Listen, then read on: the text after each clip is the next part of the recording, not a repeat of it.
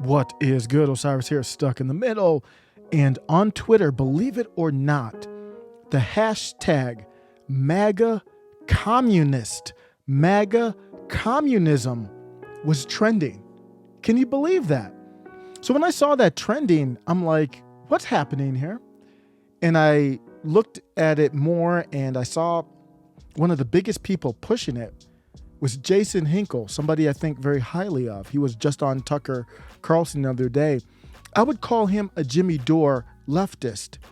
We have crossed the line, Tucker, and it's so interesting that, anyone in the media today would be saying that they liked what Joe Biden said in that speech because it was a dictator-inspired speech. Part of the passion of my channel is bringing together the populist left and populist right, and that's all the hashtag means. MAGA is looked at as a bad thing by many people. And you might see in the description, I've got a super MAGA shirt. So some people would look at that and say, man, you are siding with racist. You're siding with your oppressor. They literally say this stuff. You know, a lot of black men sometimes feel like they're ignored or they're put down, particularly sometimes even by black women in the media. So this is not that. But I do hear Roland's point that felt ignored. But you feel ignored and then you go over to the other side. The oppressed feel oppressed. So then you go and try to align with the oppressor. People who are on this channel might look at that word in the same negative light for different reasons, but just as negatively as those who are ignorant about MAGA look at you when you're MAGA or you're just neutral on MAGA.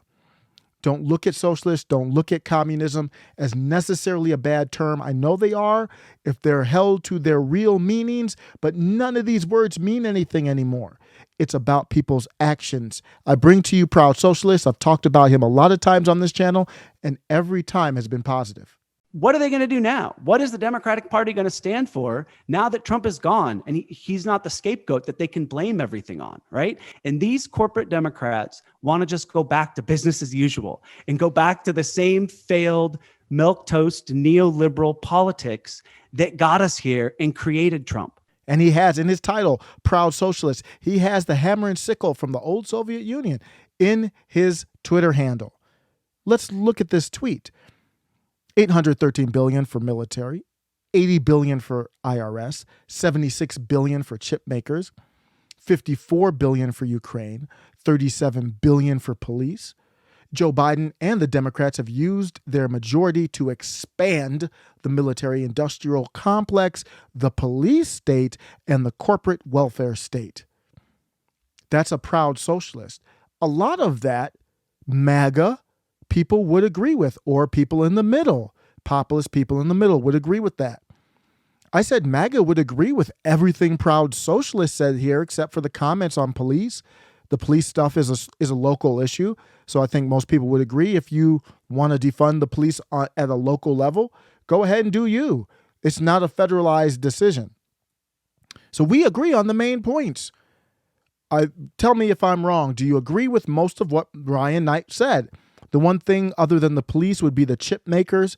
I'm not for giving money to companies, but we've got a problem where we are too invested in Taiwan. And you heard Joe Biden talk about we're going to have to bring our young men and women involved if China gets aggressive with Taiwan. Ukraine, to be clear, sir, U.S. forces, U.S. men and women would defend Taiwan in the event of a Chinese invasion. Yes. Because if we don't have those chips, we become a slave, basically, seriously. But let's look at that. As a whole, we agree with Proud Socialist.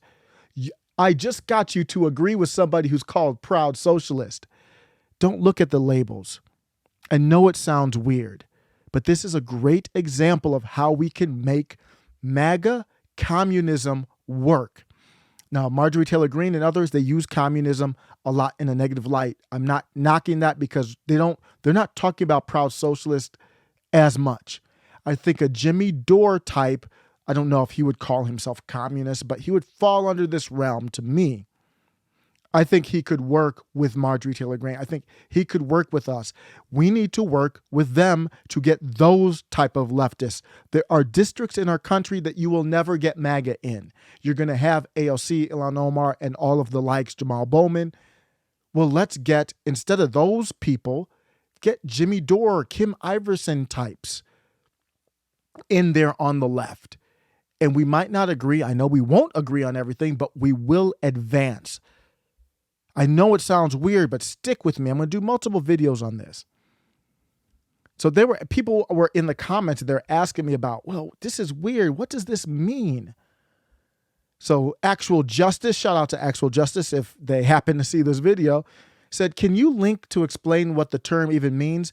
And I don't know if I can define it. I'm giving you my interpretation of what I get from them. I actually would want to have them define it, and I'll bring them on the show to do that. And Actual Justice says, I get and like sliding MAGA leftward. I don't know if that's what I would call it. Maybe it would, because you're going to have to compromise. So I would say this. You would slide, MAGA would do a little slide to the left, but they would have to do a little slide to the right. That's what compromise is. I like sliding MAGA leftward against globalism. Well, MAGA's already against globalism, but we can get them to be again. They're not as against it as MAGA is, the left. And they should be. That sounds weird. For the working class. Yes. Hell, I wear a Huey Long avatar. Yep. But I prefer specifics to generalities. Fair comment. And so what I did is I said, fair question. I believe when they use communism and socialism, all they mean is populism. And when I mean populism, they want power with the people, like power to the people. It's the same as MAGA. We would agree on a lot, except I understand they still like centralized power. Proud Socialist said all those things that come from centralized power. He wants centralized power. This is my opinion. I would love to have him on the show. Dude's great for him to explain his own stance. But the way I interpret it is he still likes centralized power because they want things to be dished out, distributed evenly. Well, who's going to do that? They sometimes try to say, no, we're not for centralized power. Then I ask them, okay, who's going to ensure that everybody gets an equal piece of the pie? And then there's dead air. They want benevolent centralized power. Skin color and other identities are important to them. And then, like I just said, they want kind of, I don't know if it's equity, more equality is what I would say. Also, why did they go this route? There's a lot that we have to repair in our country. Just going back to the housing crash of 2008 with Obama, a lot of them voted for Obama like a lot of you and us. I voted for Obama. The housing market crashed because of disingenuous and should be illegal acts from the banking industry with the subprime loans, basically giving loans out to people they knew would never have the money to pay it back, and they knew they would have to get bailed out because they were too big to fail. So the housing crash happens, the banks get bailed out by Obama and McConnell. They all were on the same page on that, and people got evicted from their homes, foreclosed, and get the hell out. Just like the migrants in Martha Vineyard.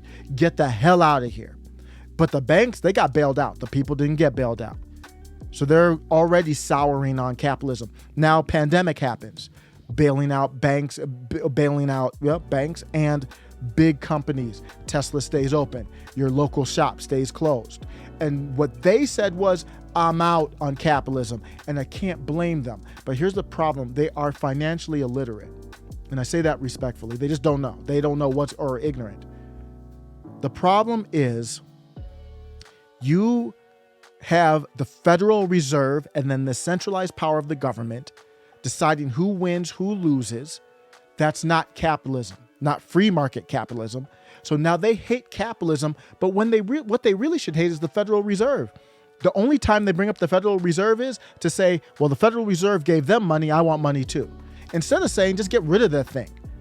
And that's where it ends on MAGA, communism. I'm all for that label. Hopefully I did a good job explaining why, but you got to add to it. MAGA, communism, libertarianism, Libertarian Party needs to be involved. Let me know what you think. Take care.